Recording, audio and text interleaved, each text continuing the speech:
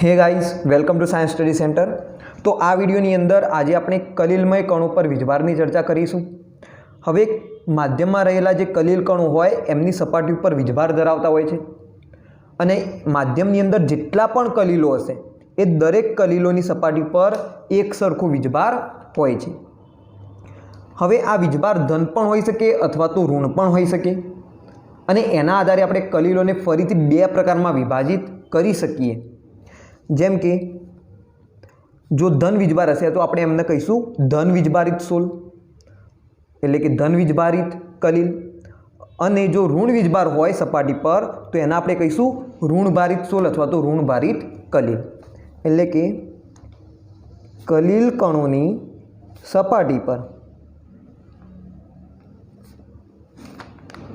વીજભાર હોય છે। આ વીજભાર धन अथवा ऋण होई सके छे अने धन अने ऋण वीजभारना आधारे आपणे कलिलोने बे प्रकारमां विभाजित करी सकीए। कया बे प्रकारो? तो एक तो छे धन भारित सोल अथवा तो धन भारित कलिल कही शकाय के जेनी अंदर कलिल कणोनी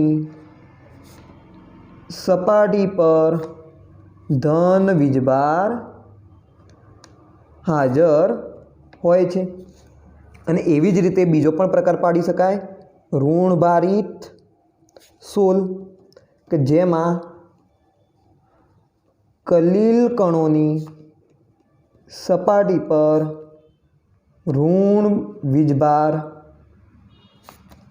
हाजर होय छे। क्लियर छे? हवे केटलाक एक्जाम्पल आपणे जोई लईए कि धन भारित सोल कया कया छे अने ऋण भारित सोल कया कया छे।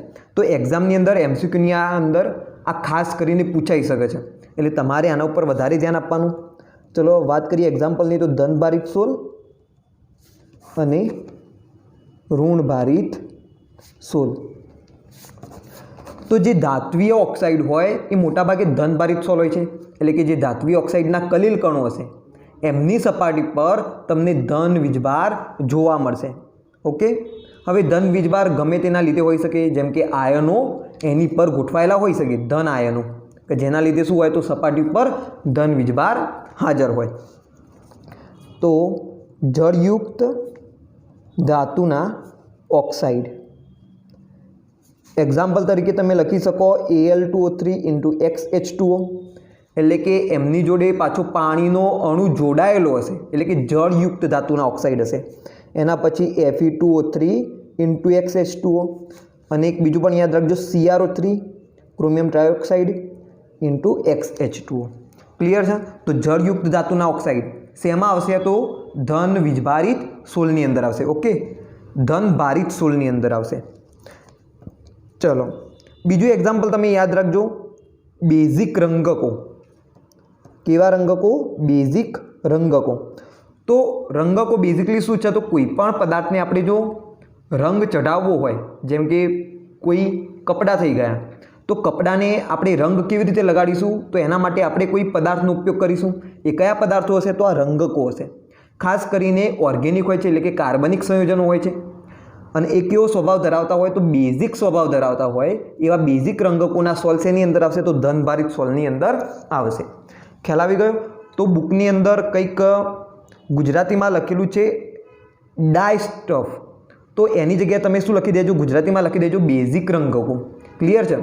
રંગકોને ઇંગ્લિશમાં કહેવાય DYE, ડાય કહેવાય, ડાય ના કહેવાય। ઓકે, તો આ થોડો સુધારો તમે કરી દેજો, ભૂલતા નહીં। બેઝિક રંગકો તે આગળ લખી દેજો। એક્ઝામ્પલ તરીકે તમે લખી શકો મિથિલિન બ્લુ। તમે ક્યારેક એને સૂચકો તરીકે પણ એમનો ઉપયોગ કરતા હશો લેબોરેટરીની અંદર, જેમ કે મિથિલિન બ્લુ એસિડ બેઝ ટાઇટ્રેશનની અંદર આપણે એનો ઉપયોગ કરતા હોઈએ છીએ। આના સિવાય તમે યાદ રાખજો હિમોગ્લોબિન એટલે કે લોહી, હિમોગ્લોબિન લોહી। અને એના સિવાય ધાતુના ઓક્સાઇડ, દાખલા તરીકે TiO2। तो TiO2 નો જે સોલ છે એ પણ શું હશે? ધન ભારિત સોલ હશે। એટલે કે આ જે કલીલ કણ હોય TiO2નો એની સપાટી પર તમને ધન વીજભાર જોવા મળશે. તો આ તમારે યાદ રાખવાના જળયુક્ત ધાતુના ઓક્સાઇડ. એના એક્ઝામ્પલ યાદ રાખો Al2O3 × XH2O, Fe2O3 × XH2O, CrO3 × XH2O. એના પછી યાદ રાખવાનું રંગકો. કયા રંગકો? તો બેઝિક રંગકો. ઓકે, જેમ કે મિથિલિન બ્લુ અને એનો સોલ, મિથિલિન બ્લુનો સોલ. કેમ કે અહીંયા આગળ આપણે વાત કરીએ છીએ કલીલ કણોની.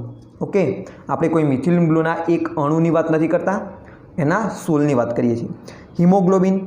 ઓકે, એના પછી ઓક્સાઇડ TiO2 એનો સોલ. તો હિમોગ્લોબિન પણ એક શું છે? તો મોટો કણ છે. ઓકે, હિમોગ્લોબિન પણ શું છે? એક મોટો કણ છે. તો એ તમારે યાદ રાખવાનું. ઋણ ભારિત સોલની અંદર તમે શું યાદ રાખશો? તો અહીંયા આગળ હતા ધાતુના ઓક્સાઇડ, અહીંયા આગળ આવશે ધાતુના સલ્ફાઇડ. ધાતુના સલ્ફાઇડ. તો એના એક્ઝામ્પલમાં તમારે યાદ રાખવાનું Sb2S3, Sb2S3, એના પછી As2S3 અને એના પછી CdS, કેડમિયમ સલ્ફાઇડ, એમના સોલ. તો Sb2S3નો સોલ, As2S3નો સોલ અને CdSનો સોલ. આ એક્ઝામ્પલ તમારે યાદ રાખવાના ઋણભારિત સોલની અંદર. અહીંયા આગળ હતા બેઝિક રંગકો. તો સામે શું આવશે? એસિડિક રંગકો. કેવા રંગકો આવશે? એસિડ રંગકો. એટલે કે સ્વાભાવિક એવા હશે, એસિડિક હશે. ક્લિયર છે? એક્ઝામ્પલ તરીકે તમે યાદ રાખજો ઇયોસિન. ઓકે, આ જ રંગકો છે જેનો આપણે શું કરીએ છીએ? લેબોરેટરીની અંદર સૂચક તરીકે એમનો ઉપયોગ કરીએ છીએ. ઇયોસિન. એના પછી છે કોંગો રેડ, કોંગો રેડ સોલ. તો કોંગો રેડ પણ શું છે? એક રંગક છે. તો બેઝિક રંગકમાં યાદ રાખવાનો મિથિલિન બ્લુ, એસિડ રંગકની અંદર યાદ રાખવાનું ઇયોસિન અને કોંગો રેડ. અને આ કેવા સોલ હશે? તો ઋણભારિત સોલ હશે. તો ઋણભારિત સોલનો શું મતલબ થયો? કલીલ કણ હોય, કલીલ કણની સપાટી ઉપર તમને ઋણ વીજભાર જોવા મળે.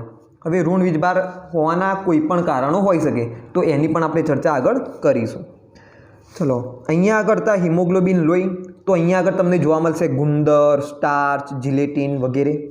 ચલો યાદ રાખજો તમે સ્ટાર્ચ, ગુંદર, જિલેટિન, પછી માટી. ઓકે, માટીના મોટા કણો પણ હશે જે નિલંબિતમાં આવશે, નિલંબનની અંદર આવશે. પરંતુ માટીના કેટલાક કણો હોય કે જે કલીલ કણોની રેન્જમાં આવતા હોય, તો એ તમે શેમાં ગણશો? તો ઋણભારિત સોલની અંદર ગણશો. એના પછી ચારકોલ છે, ચારકોલ વગેરેના સોલ. તો એ શેમાં આવશે? તો ઋણભારિત સોલની અંદર આવશે. અહીંયા આગળ હતા ઓક્સાઇડ, ધાતુના ઓક્સાઇડ. અહીંયા આગળ તમને ધાતુઓ જોવા મળશે. શું જોવા મળશે? ધાતુઓ. તો કઈ ધાતુઓ આવશે? તો જેમાં આવશે સિલ્વર, ગોલ્ડ, કોપર ના સોલ. ગોલ્ડ સોલ, સિલ્વર સોલ અને કોપર સોલ. તો આ તમને જોવા મળશે ઋણભારિત સોલની અંદર. તો આ એક્ઝામ્પલ તમારે આ રીતે યાદ રાખવાના, બંને તફાવતની જેમ, એટલે કે તમને સરળતાથી યાદ રહેશે. ઓકે, તો ધનભારિત સોલ અને ઋણભારિત સોલના એક્ઝામ્પલ MCQની અંદર પૂછાઈ શકે, એટલા માટે તમારે આ ખાસ તૈયાર કરવાના. તો પહેલાં તો સમજી લો અહીંયા સુધી કલીલ કણો પર વીજભારની આપણે ચર્ચા કરી. ઓકે, હવે કલીલ કણો પર વીજભાર હોઈ શકે, એ વીજભાર ધન પણ હોઈ શકે અથવા તો ઋણ પણ હોઈ શકે. જો ધન વીજભાર હોય તો ધનભારિત સોલ અને ઋણ વીજભાર હોય તો ઋણભારિત સોલ. અને બંનેના એક્ઝામ્પલ તમે યાદ રાખી દેજો. ચલો આગળ થોડી આપણે ચર્ચા કરીએ. એક્ઝામ્પલ આપણે જોઈ લઈએ. એક્ઝામ્પલ બાદ હવે અહીંયા જુઓ, કલીલ કણોની સપાટી ઉપર આ વીજભાર જોવા મળે છે. દરેક કલીલ હશે એ કણની સપાટી પર એક સરખો વીજભાર હશે. તો માની લો કે કોઈ કલીલ કણ છે એની સપાટી પર ઋણ વીજભાર હાજર છે, તો એક બીજો કલીલ કણ છે એની સપાટી પર ઋણ વીજભાર જ હાજર હશે. તો આ બંનેની સપાટી પર ઋણ ભાર હાજર છે. હવે ઋણ વીજભાર એકબીજાને શું કરે? અપા કરશે. અને એકબીજાને અપા કરશે માટે કલીલ કણો હવે એકબીજાની પાસે આવશે નહીં, એ હંમેશા એકબીજાથી દૂર જવાનો પ્રયત્ન કરશે. એટલે કે માધ્યમની અંદર કલીલ કણો એકબીજાની પાસે આવશે નહીં, એ સમુચ્ચયિત થશે નહીં, અને એના કારણે કલીલ કણોમાંથી અવક્ષેપ જોવા મળશે નહીં અથવા તો તેમનું સ્કંદન થશે નહીં. એટલે કે તમે કહી શકો કે આ ઋણ વીજભાર અથવા તો ધન વીજભાર, આ વીજભારના કારણે કલીલ કણોને સ્થાયીતા પ્રાપ્ત થાય છે. શું થાય છે તો કલીલ કણો પર આ સરખો અને સમાન વીજભાર હોય એના કારણે એમને સ્થાયીતા પ્રાપ્ત થાય છે. કલીલ કણો પર સમાન અને સરખો વીજભાર હોવાથી કલીલમય દ્રાવણ સ્થિરતા પ્રાપ્ત કરે છે. ખ્યાલ આવી ગયો કેમ સ્થિરતા પ્રાપ્ત કરે છે? કારણ કે હવે કલીલ કણો એકબીજાની પાસે આવશે નહીં અને અવક્ષેપિત થશે નહીં. એટલે કે માધ્યમની અંદર જે પણ પરિક્ષેપણ માધ્યમ હશે એ પરિક્ષેપણ માધ્યમની અંદર આ કલીલ કણો જળવાઈ રહેશે અને આ કલીલ કણોની સ્થાયીતા માટે એક જવાબદાર પરિબળ કહેવાય. ખાસ કરીને આપણે જો વાત કરીએ લાયોફોબિક સોલની એટલે કે દ્રવ વિરાગી સોલની વાત કરીએ તો એની અંદર આપણે એવા પદાર્થો ઉમેરવા પડતા હોઈએ છીએ કે જે કલીલમય સોલ હોય એને સ્થિરતા પ્રાપ્ત કરે. એ પણ બેઝિકલી આ સિદ્ધાંત ઉપર જ વર્ક કરતા હોય છે. ઓકે, કશું આવી જશે તો કલીલ કણોની સપાટી ઉપર વીજભાર આવી જશે અને એના કારણે પછી એ સોલની અંદર જળવાઈ રહેશે. ક્લિયર છે વાત? ચલો આગળ આપણે વાત કરીએ તો આ જે સોલ ઉપર વીજભાર હોય એ કોઈ પણ કારણસર આવી શકે છે. તો એના કેટલાક કારણોની વાત કરીએ તો સૌથી પહેલું કારણ છે કે ધાતુઓના વિદ્યુતીય વિસર્જન દરમિયાન સોલ કણો વડે ઇલેક્ટ્રોનનું ગ્રહણ. ધાતુઓના વિદ્યુતીય વિસર્જન દરમિયાન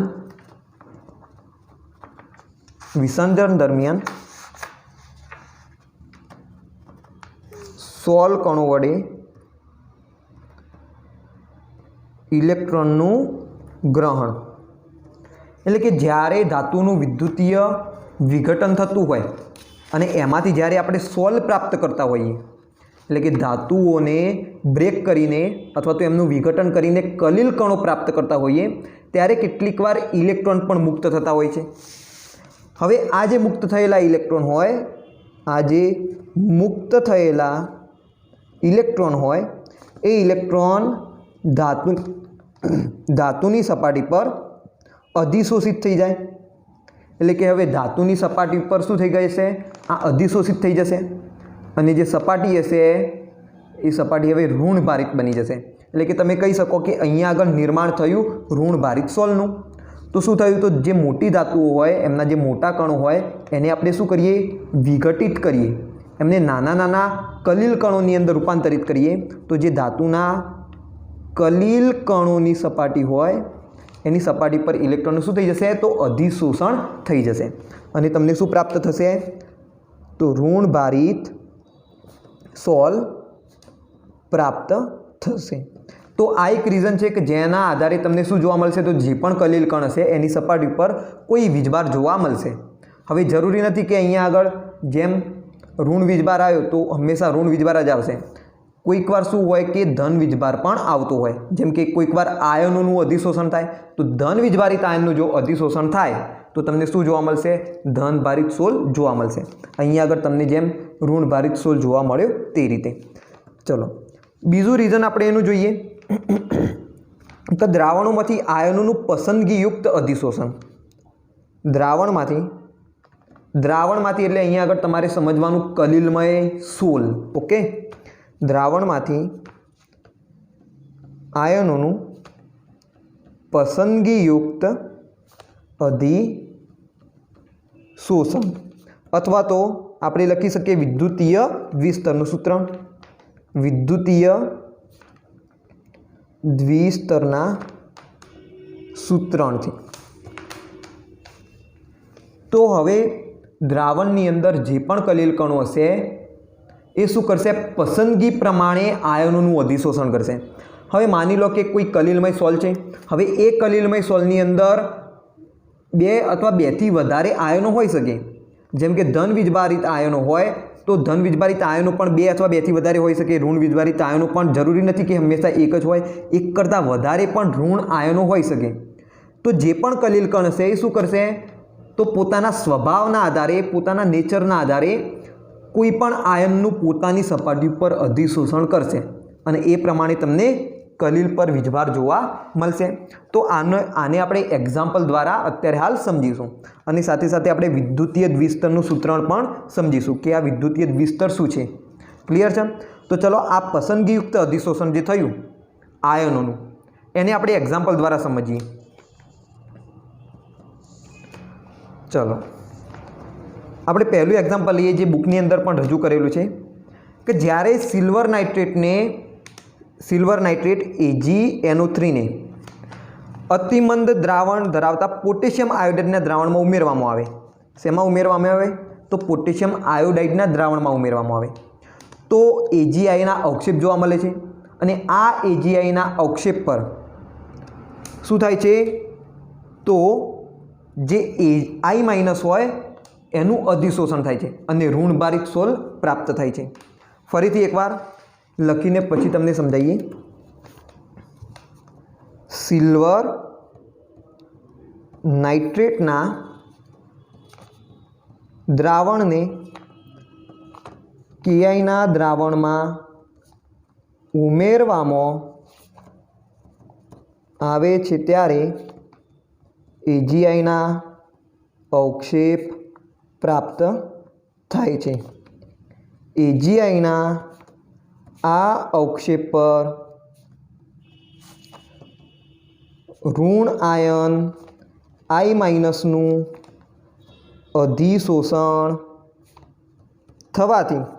અધિશોષણ થવાથી ઋણભારિત સોલ પ્રાપ્ત થાય છે.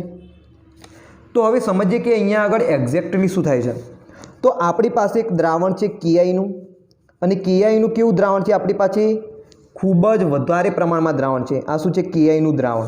ઓકે, વધુ પ્રમાણમાં KIના દ્રાવણમાં ઉમેરવામાં છે. હવે આ KIના દ્રાવણની અંદર આપણે એક બીજું દ્રાવણ ઉમેરીએ છીએ. કયું દ્રાવણ ઉમેરીએ છીએ? તો AgNO3નું. આ છે AgNO3નું દ્રાવણ. માની લો કે એક બીકર ભરીને KI છે અને એક ટેસ્ટ ટ્યુબ એટલે કે કસનળીની અંદર આપણે AgNO3 લીધેલું છે, એને આપણે આની અંદર ઉમેર્યું. તો બોલો શું થશે? KI અને AgNO3 જ્યારે મિશ્ર થશે તો તમે જુઓ K+ હોય, I- હોય, Ag+ હોય, NO3- હોય.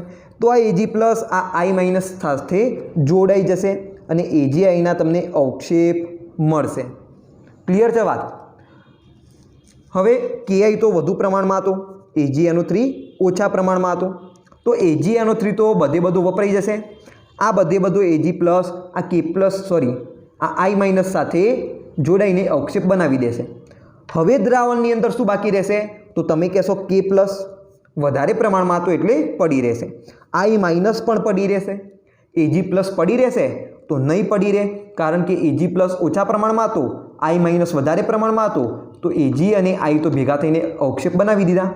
તો શરૂઆતમાં જે પણ Ag હશે એ બધો વપરાઈ જશે, પણ I- હજુ વપરાયો નથી, એ દ્રાવણની અંદર હશે.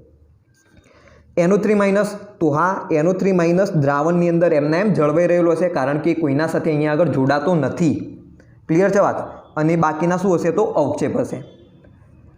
હવે આ જે અવક્ષેપ છે AgIનો, એ સ્વભાવ કેવો છે એનો? કે પોતાના આયનોનું પોતાની સપાટી પર અધિશોષણ કરે. AgI શું કરે? તો પોતાના આયનોનું સપાટી પર અધિશોષણ કરે છે.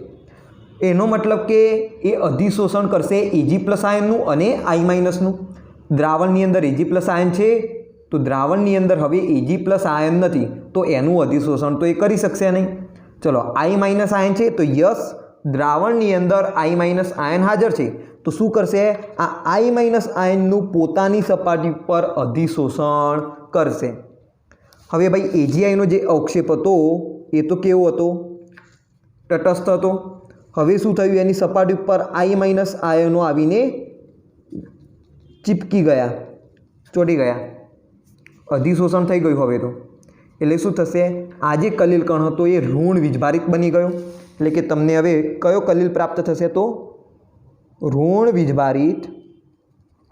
વીજભારિત કલીલ પ્રાપ્ત થશે. ક્લિયર છે વાત? હવે અહીંયા આગળ આપણે શું કર્યું હતું? KIના દ્રાવણમાં AgNO3નું દ્રાવણ નાખ્યું હતું. તમે આનાથી ઉલટું વિચારો. હવે આપણે શું કરીએ, AgNO3 નું દ્રાવણ લઈએ, AgNO3 નું દ્રાવણ લઈએ, એની અંદર આપણે એક કસનળી ભરીને KI નાખી દઈએ. તો તમે વિચારો કે શું થશે. હવે જે કલીલ પ્રાપ્ત થશે એ કેવો હશે, ઋણ વીજભારિત હશે કે પછી ધન વીજભારિત હશે, એ તમે જાતે વિચારો પહેલાં. તો અહીંયા આગળ પણ શું થશે, તો AgNO3 અને KI જોઈન થશે, મિશ્ર કરવામાં આવશે એમને, ત્યારે AgIના અવક્ષેપ પ્રાપ્ત થશે. એ તો સ્વાભાવિક વસ્તુ છે. પરંતુ હવે AgNO3 વધુ પ્રમાણમાં છે જ્યારે KI એ ઓછા પ્રમાણમાં છે. હવે દ્રાવણમાં શું પડ્યું રહેશે, તો Ag+ તો પડ્યું રહેશે, NO3- પણ પડ્યું રહેશે, K+, યસ K+ પણ હાજર હશે.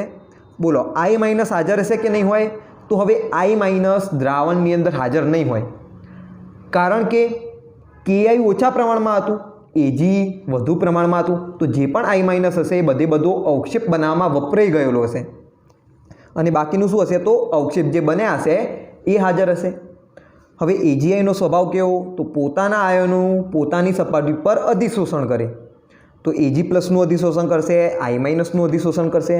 તો અગેઇન AgI શું કરશે, Ag+ નું અધિશોષણ કરશે. એટલે કે આની ઉપર તમને Ag+ ચોટેલા જોવા મળશે. ક્લિયર છે વાત. I- નું અધિશોષણ કરશે, તો હા કરશે, પરંતુ I- હવે દ્રાવણની અંદર હાજર નથી. તો આ દ્રાવણની અંદર એ I- હાજર ના હોય તો પછી એમનું અધિશોષણ થાય નહીં. ઓકે, તો આવું તમને જોવા મળશે અહીંયા આગળ. તો હવે શું થયું, ધન વીજભાર આવી ગયો, તો આ બની ગયો ધન ભારિત સોલ, એટલે કે ધન ભારિત કલીલ હવે તમને જોવા મળશે. તો મારા ખ્યાલથી આ એક્ઝામ્પલની અંદર તમને સારી એવી સમજ પડી હશે. ચલો એક બીજું એક્ઝામ્પલ પણ આપેલું છે, એ બીજા એક્ઝામ્પલને પણ આપણે સમજી લઈએ કે જો FeCl3 ને વધુ પ્રમાણમાં ગરમ પાણીમાં ઉમેરવામાં આવે તો પછી જળયુક્ત Fe2O3 પ્રાપ્ત થાય છે. શું પ્રાપ્ત થાય છે, ફેરિક ઓક્સાઇડ પ્રાપ્ત થાય છે, જળયુક્ત.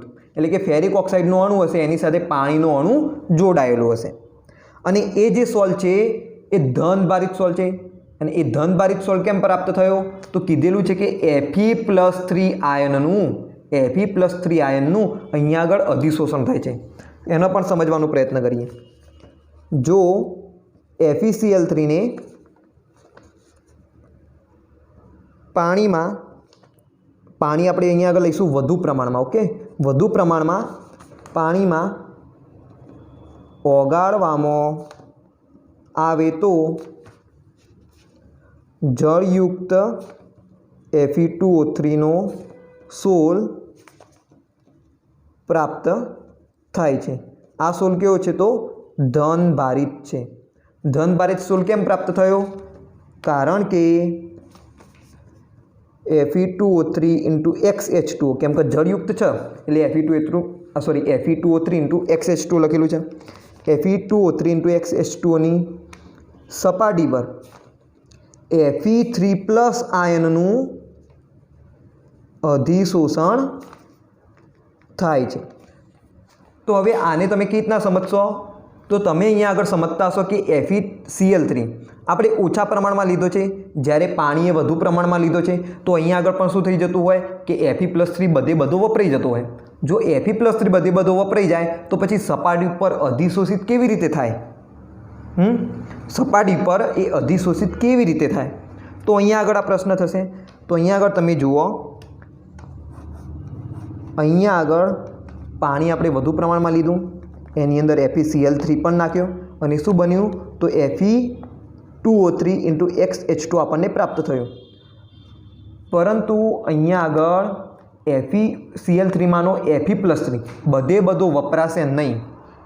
કેટલોક Fe2O3માં વપરાશે, તો કેટલોક Fe+3ના સ્વરૂપમાં દ્રાવણની અંદર હાજર હશે. હવે આવું કેમ થયું, તો અહીંયા આગળ જુઓ, ભલે આ ફેરિક ઓક્સાઇડ હોય પરંતુ દ્રાવણની અંદર એ FeOH થ્રાઇઝના સ્વરૂપમાં હાજર હશે. કયા સ્વરૂપમાં હાજર હશે, તો ફેરિક હાઇડ્રોક્સાઇડના સ્વરૂપમાં હાજર હશે. ફરીથી એકવાર બોલું છું, Fe2O3 × XH2O ફેરિક ઓક્સાઇડ એ કયા સ્વરૂપમાં દ્રાવણમાં હશે? તો FeOH થ્રાઇઝના સ્વરૂપમાં હાજર હશે. તમે સમજો, આ લખવાની કોઈ જરૂર નથી, માત્ર સમજવા માટે કહું છું અત્યારે હાલ. તો એનો મતલબ શું થયો કે Fe એ પાણી સાથે પ્રક્રિયા કરીને ફેરિક હાઇડ્રોક્સાઇડ બનાવી રહ્યો છે. હવે પાણી એ કોઈ પ્રબળ બેઝ તો છે નહીં કે જેની અંદર OH- આયનો વધુ પ્રમાણમાં હાજર હશે. એ પ્રબળ બેઝ નથી. પાણી કેવું હોય? ન્યુટ્રલ હોય, તટસ્થ હોય. તો અહીંયા આગળ જે પણ FeOH થ્રાઇઝ બનશે એ વધુ પ્રમાણમાં બની શકશે નહીં. કેટલોક FeOH થ્રાઇઝ બનશે અને કેટલોક દ્રાવણની અંદર Fe+3 એમની એમ હાજર હશે. ક્લિયર છે વાત? તો આ વસ્તુ તમારે ખાસ ધ્યાન રાખવાનું. તો આટલું મેં જે લખ્યું એ માત્ર સમજવા માટે લખ્યું, એ તમારે થિયરીની અંદર લખવાની કોઈ જરૂર નથી. તો અગેઇન અહીંયા આગળ શું થશે? તો Fe2O3 × XH2O નો જે કલીલ હશે, જે કલીલ કણ હશે, એ કલીલ કણ ઉપર હવે કોણ અધિશોષિત થશે? તો જે સામાન્ય આયન હોય, એટલે કે જે પોતાનું જ આયન હોય એ અધિશોષિત થાય. કો તો OH- અધિશોષિત થાય, કો તો Fe+3 અધિશોષિત થાય. તો અહીંયા આગળ Fe+3 દ્રાવણની અંદર હાજર જ છે, માટે અહીંયા આગળ કોણ અધિશોષિત થશે? તો Fe+3 આયન અધિશોષિત થશે. અને તમને કયો સોલ પ્રાપ્ત થશે? તો ધન ભારિત સોલ પ્રાપ્ત થશે. ક્લિયર છે? તો તમે લખી શકો Fe2O3 × XH2O /Fe+3. ક્યારે? કે જ્યારે ફેરિક ક્લોરાઇડ એટલે કે FeCl3 ને આપણે ગરમ પાણીમાં ઓગાળીએ ત્યારે. ક્લિયર છે? પરંતુ જો આપણે FeCl3 ને NaOH માં ઓગાળીએ તો પછી તમને કેવો સોલ પ્રાપ્ત થશે? તો એવા કિસ્સાની અંદર ઋણભારિત સોલ પ્રાપ્ત થશે. કેમ? કારણ કે NaOH એ પ્રબળ બેઝ છે. જે પણ OH- હશે એ બધા Fe+3 સાથે ફેરિક હાઇડ્રોક્સાઇડની અંદર ફેરવાઈ જશે. બરાબર? અને હવે દ્રાવણની અંદર Fe+3 હાજર નહીં હોય તો પછી અધિશોષણ કોનું થશે? તો OH- આયનનું થશે. અને જો અધિશોષણ OH- આયનનું થાય તો પછી તમને કેવો સોલ પ્રાપ્ત થાય? તો ઋણભારિત સોલ પ્રાપ્ત થાય. તો આ રીતે તમે આને સમજી શકો છો. ક્લિયર છે વાત? ચલો આગળ વાત કરીએ આપણે. નોટ ડાઉન કરતા રહેજો સાથે સાથે તમે. જો FeCl3 ને NaOHના દ્રાવણમાં ઉમેરવામાં આવે તો OH- આયનોનું અધિશોષણ થાય છે અને ઋણભારિત સોલ મળે છે. તો અહીંયા આગળ શું થશે? તો તમે સમજી શકો આ રીતે કે Fe+3 હશે એ OH- આયન સાથે જોડાઈને FeOH થ્રાઇઝ બનાવી દેશે. OH- કેવો હતો? તો વધુ પ્રમાણમાં હતો, કારણ કે NaOH આપણે વધુ પ્રમાણમાં લીધું અને જે બિચારો FeCl3 હતો એ આપણે બહુ ઓછા પ્રમાણમાં લીધો. ઓકે, FeCl3 આપણે ઓછા પ્રમાણમાં લીધું. તો આ છે ઓછા પ્રમાણમાં. તો Fe+3 બધો વપરાઈ જશે અને OH- હજુ પણ પડી રહેશે. તો જે કોમન આયન હોય, જે સામાન્ય આયન હોય એ શું થાય? અવક્ષેપ પર અધિશોષિત થાય. બરાબર? તો પછી Fe+3 નથી તો કોણ અધિશોષિત થશે? હવે OH- આયન અધિશોષિત થશે. તો આ રિએક્શન લખવાની પણ કોઈ જરૂર નથી. બુકમાં જે આપેલું છે એ પ્રમાણે જ લખજો, પરંતુ આ સમજવા માટે છે તો સમજી લેજો થિયરી એકવાર. ચલો આગળ વાત કરીએ આપણે. હવે અહીંયા આગળ શું થયું? તો જે પહેલાં આપણે એક્ઝામ્પલ લીધું હતું AgNO3નું. AgNO3ને આપણે KIના દ્રાવણની અંદર નાખ્યો તો શું થયું? I- આયનનું અધિશોષણ થયું. તો Agi/I- એટલે કે ઋણભારિત સોલ આપણને પ્રાપ્ત થયો. હવે કલીલ કણોની સપાટી પર અહીંયા આગળ ઋણભાર હાજર છે. માની લો કે AgI નો કલીલ કણ છે. આ કલીલ કણની સપાટી પર I- આયન હાજર છે, એટલે કે ઋણ આયન હાજર છે. ઋણ આયન કોને આકર્ષિત કરે? તો ધન આયનને આકર્ષિત કરે. તો દ્રાવણની અંદર જે પણ ધન આયન હાજર હશે એને શું કરશે? આ I- પોતાની તરફ આકર્ષિત કરશે. તો હવે શું જોવા મળશે? જે ધન ભાર હાજર છે, તો દ્રાવણની અંદર કયો ધન વીજભાર હાજર હતો એ સમયે તમે જોઈ લો. એક્ઝામ્પલ ચેક કરો તમે AgI I માઇનસ સમયે K પ્લસ ધન વીજભાર હાજર હતો। તો આ જે ઋણ વીજભાર છે એની સપાટી ઉપર હવે એક બીજું સ્તર જોવા મળશે K પ્લસનું, કારણ કે ઋણ આયન પ્રત્યે ધન આયન આકર્ષિત થશે। હવે ક્લિયર છે વાત? તો શું થયું? કલિલ કણની સપાટી પર જે પસંદગીયુક્ત આયન હતો ઋણ આયન એનું અધિશોષણ થયું, એ વિરોધી આયનને પોતાની તરફ આકર્ષિત કરે છે અને એક બીજું સ્તર પણ રચાય છે। ખ્યાલ છે? તો આ જે દ્વિસ્તર હવે જોવા મળ્યા, આ પ્રથમ સ્તર, આ બીજું સ્તર, આ દ્વિસ્તરના સંયોગીકરણને આપણે કહીએ આ દ્વિસ્તરના સંયોગીકરણને આપણે કહીએ છીએ હેલ્મહોલ્ટ્ઝ વિદ્યુતીય દ્વિસ્તર। શું કહીએ છીએ? હેલ્મહોલ્ટ્ઝ વિદ્યુતીય દ્વિસ્તર કહીએ છીએ આપણે। તો સમજો તમે ફરીથી, કલિલ કણોની આસપાસ એકબીજાથી વિરોધી, કારણ કે બંને વિરોધી વીજભાર ધરાવે છે, એકબીજાથી વિરોધી આ બંને સ્તરોના સંયોગીકરણને હેલ્મહોલ્ટ્ઝ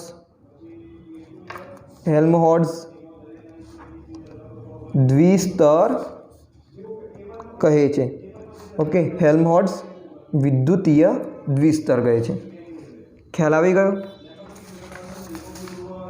ચલો આગળ આપણે વાત કરીએ। હવે જુઓ, જે હેલ્મહોલ્ટ્ઝ દ્વિસ્તર હશે, વિદ્યુતીય દ્વિસ્તર, તો એમાં જે પ્રથમ સ્તર હશે એની અંદર આયનોનું અધિશોષણ થયેલું છે, એટલે કે એક કલિલ કણ સાથે સખત રીતે જોડાયેલા છે। એ સરળતાથી હવે અવરજવર કરી શકશે નહીં, એ હેરફેર કરી શકશે નહીં। એમને જો દૂર કરવા હોય તો એ સરળતાથી દૂર થાય નહીં, અને એના કારણે આપણે એમને કહીએ છીએ સ્થિર સ્તર અથવા તો ફિક્સ સ્તર। કેમ ફિક્સ સ્તર કીધું? તો એનું રીઝન છે કે એ અધિશોષિત થયેલા હોય, એ સરળતાથી દૂર થઈ શકે નહીં। બરાબર? તો હેલ્મહોલ્ટ્ઝ દ્વિસ્તરની વાત કરીએ છીએ અત્યારે હાલ। તો હેલ્મહોલ્ટ્ઝ વિદ્યુતીય દ્વિસ્તરમાં પ્રથમ સ્તર સખત રીતે ધારણ કરાયેલું હોય છે, જેમાંના આયનો હલનચલન એટલે કે હેરફેર કરી શકતા નથી, જેને સ્થિર સ્તર કહે છે। અને એના પછીનું જે સ્તર આવશે, જે બીજું સ્તર આવશે, એ ગતિશીલ હોય, એ શું ધરાવતું હોય? તો આકર્ષણ ધરાવતું હોય, માટે એ સરળતાથી દૂર થઈ શકે, એટલે કે એના આયનો દૂર પણ થઈ શકે, ફરી પાછા આવી પણ શકે, એટલે કે એ હેરફેર કરી શકશે, અને એના કારણે આપણે એને કહીશું પ્રસરણ સ્તર। બરાબર? જ્યારે બીજું સ્તર ગતિશીલ હોય છે, જેમાં આયનો હેરફેર કરી શકે છે, જેને પ્રસરણ સ્તર કહે છે। ક્લિયર છે? એના આપણે શું કહીશું? તો પ્રસરણ સ્તર કહીશું। તો અહીંયા આગળ જો આપણે AgIનું આપણે જો એક્ઝામ્પલ લઈએ, તો આ છે AgIનો કલિલ। માની લો કે અહીંયા આગળ શું થયું છે? તો ઋણ ભારિત સોલ પ્રાપ્ત થયેલો છે, એટલે કે I માઇનસ આયનનું અધિશોષણ થયેલું છે। તો પ્રથમ સ્તરમાં તમને શું જોવા મળશે? તો આ જે I માઇનસ છે એનું અધિશોષણ થયેલું હશે। I માઇનસ હવે સરળતાથી દૂર ના થઈ શકે, બરાબર? કેમ કે એનું અધિશોષણ થયેલું છે। તો આ જે સ્તર છે એના આપણે કહીશું સ્થિર સ્તર।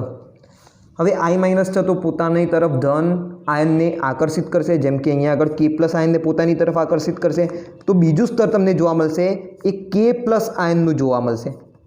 એ K પ્લસ આયન કેવો છે? તો આકર્ષિત થયેલો છે, એ સરળતાથી દૂર પણ થઈ શકશે, પાછો ફરીથી આવી પણ શકશે। તો આ જે બીજું સ્તર હશે એ ગતિશીલ હોય, એમાંના આયનો હેરફેર કરી શકતા હોય, માટે આપણે એને કહીએ છીએ પ્રસરણ સ્તર। એવી રીતે ફરીથી તમને I માઇનસ આયનો પણ અહીંયા આગળ જોવા મળશે, બરાબર? કારણ કે આકર્ષિત થયેલા હોય, એવી રીતે K પ્લસ આયનો પણ આ રીતે જોવા મળશે। તો પાછળની તરફ તમને શું જોવા મળશે? બધા પ્રસરણ સ્તરો જોવા મળશે। શરૂઆતનું જે સ્તર હશે, પ્રથમ સ્તર, એ કયું હશે? તો સ્થિર સ્તર હશે। હવે જુઓ અહીંયા આગળ સ્થિર સ્તર છે એ ઋણ વીજભાર ધરાવે છે, તો પ્રસરણ સ્તર છે એ ધન વીજભાર ધરાવે છે। માની લો કે આ ધન વીજભાર ધરાવતું હોય તો પછી પ્રસરણ સ્તરે ઋણ વીજભાર ધરાવતું હોય, એટલે કે જે હેલ્મહોલ્ટ્ઝ વિદ્યુતીય દ્વિસ્તર હોય એના બંને સ્તરો સ્થિર સ્તર અને પ્રસરણ સ્તર એકબીજાથી વિરુદ્ધ વીજભાર ધરાવે છે. કેવા વીજભાર ધરાવે છે? એકબીજાથી વિરુદ્ધ વીજભાર ધરાવે છે. હવે તમે જ વિચારો કે જ્યારે આવા કોઈ વીજભાર વિરોધી વીજભાર ભેગા થાય તો કોનું નિર્માણ થાય? પોટેન્શિયલનું નિર્માણ થાય. એક વિદ્યુત સ્થિતિમાનનો તફાવત પેદા થાય. એક પ્લેટ ધન વીજભારિત હોય, બીજી પ્લેટ ઋણ વીજભારિત હોય તો વચ્ચે શું પેદા થતું હોય છે? વિદ્યુતીય સ્થિતિમાનનો તફાવત પેદા થતો હોય છે. એક તમે માની શકો કેપેસિટરના જેવી અહીંયા આગળ એક રચના થઈ ગઈ. તો અહીંયા આગળ પણ એવું જ થશે. આ સ્થિર સ્તર અને પ્રસરણ સ્તર એકબીજાથી વિરુદ્ધ વીજભાર ધરાવે છે, માટે એ બંનેની વચ્ચે એક વિદ્યુતીય સ્થિતિમાનનો તફાવત પેદા થશે, જેને આપણે કહીએ છીએ જીટા પોટેન્શિયલ. શું કહીએ છીએ? જીટા પોટેન્શિયલ. ઓકે, તો લખી દઈએ કે દ્વિસ્તરના સ્થિર અને પ્રસરિત સ્તરો વિરુદ્ધ વીજભાર ધરાવે છે. સ્થિર સ્તર અને પ્રસરિત સ્તર વચ્ચેના પોટેન્શિયલ તફાવતને વીજગતિક પોટેન્શિયલ અથવા જીટા પોટેન્શિયલ કહે છે.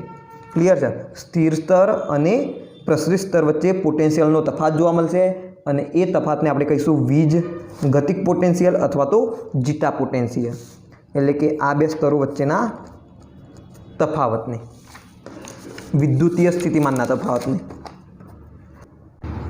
હવે તમને ખ્યાલ છે કે જે કલિલમય કણો હોય એ કલિલમય કણો પરનો જે વીજભાર હોય એના કારણે કલિલમય સોલ એ સ્થિરતા પ્રાપ્ત કરે છે. કેમ સ્થિરતા પ્રાપ્ત કરે છે? કારણ કે જે પણ કલિલ કણો છે એકબીજાથી અપાકર્ષિત થતા હશે અને એકબીજાથી જો અપાકર્ષિત થતા હોય તો એકબીજાની નજીક આવશે નહીં, એ અવક્ષેપિત થશે નહીં, એ સ્કંદન પામશે નહીં અને એ માધ્યમની અંદર તેમના તેમ જળવાઈ રહેશે. તો તમે કહી શકો કે કલિલમય કણો પરનો વીજભાર એ કલિલમય સોલની સ્થિરતા માટે જવાબદાર પરિબળ છે. હવે દ્રવવિરાગી જો કલિલની વાત કરીએ તો તમને ખ્યાલ પણ છે કે દ્રવવિરાગી કલિલને આપણે સ્થિર કરવા માટે કેટલાક વિદ્યુત વિભાજ્યનો આપણે ઉપયોગ કરીએ છીએ. હવે જો વિદ્યુત વિભાજ્ય વધુ પ્રમાણમાં ઉમેરવામાં આવે તો શું થશે?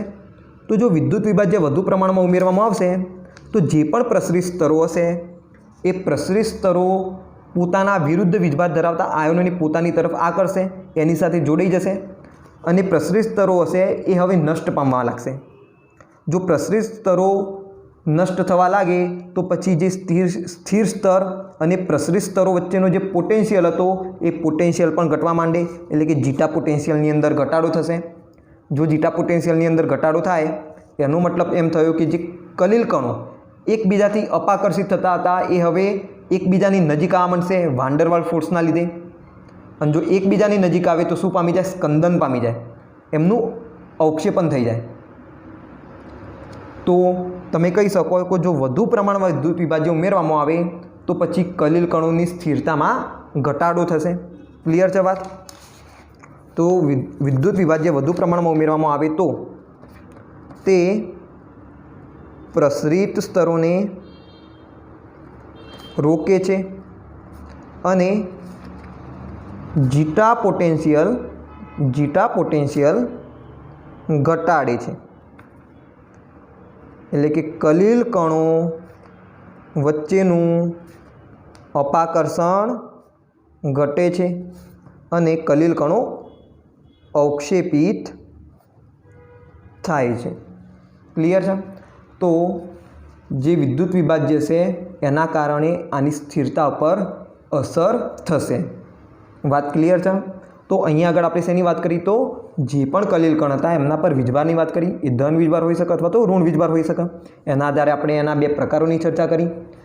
ત્યાર પછી વીજભાર આવ્યો તો કેવી રીતે વીજભાર આવ્યો તો એની આપણે ચર્ચા કરી અને 2-3 એક્ઝામ્પલ સાથે આપણે એને સમજ્યા પણ ખરા. અને છેલ્લે આપણે વાત કરી હેલ્મહોલ્ટ્ઝ વિદ્યુતીય દ્વિસ્તરની. ક્લિયર છે? એમના વચ્ચેના પોટેન્શિયલ કે જેને આપણે કહીએ છીએ જીટા પોટેન્શિયલ, અને જીટા પોટેન્શિયલનું શું મહત્વ છે એની આપણે થોડી ઘણી ચર્ચા કરી. તો મારા ખ્યાલની આ થિયરીની અંદર તમને સારી એવી સમજ પડી હશે. આ વિડીયોની અંદર માત્ર આટલું જ.